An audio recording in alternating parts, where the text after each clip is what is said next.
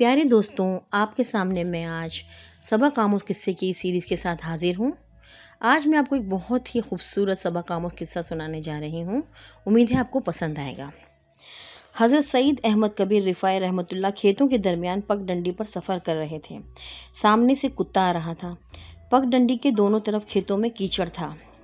وہ کتے کو آتے دیکھ کر رک گئے۔ کتا بھی انہیں دیکھ کر ٹھہر گیا۔ راستہ تنگ تھا، اس پر سے ایک وقت میں صرف ایک ہی گزر سکتا تھا۔ اب یا تو کتا کیچڑ میں اترتا اور وہ گزر جاتے یا انہیں کیچڑ میں اترنا تھا۔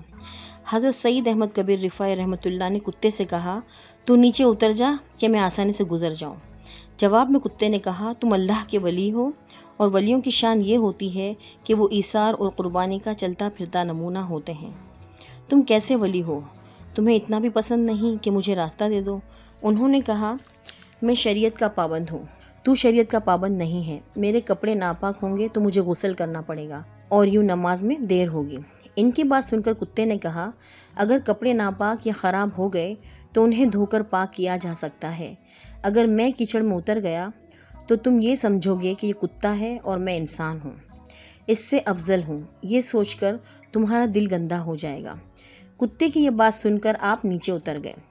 اس کے بعد حضرت سعید احمد رفاعی کو الہام ہوا، اے احمد کبیر، ہم نے تمہیں ایسا علم دیا کہ سارے علوم ایک طرف اور یہ ایک طرف، اور وہ علم یہ ہے کہ انسان اپنے آپ کو کمتر سمجھے، حتیٰ کہ کتے سے بھی افضل نہ جانے۔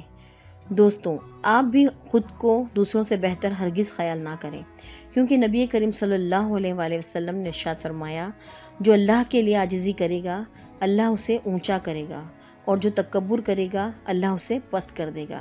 ہماری یہ کوشش ہونی چاہیے کہ ہم اپنے آپ کو کبھی بھی بڑا نہ سمجھیں۔ امید ہے آپ کو میری یہ ویڈیو پسند آئی ہوگی۔ اگر آپ کو میری ویڈیو پسند آئے تو میرے چینل کو ضرور سبسکرائب کیجیے گا۔ اللہ حافظ۔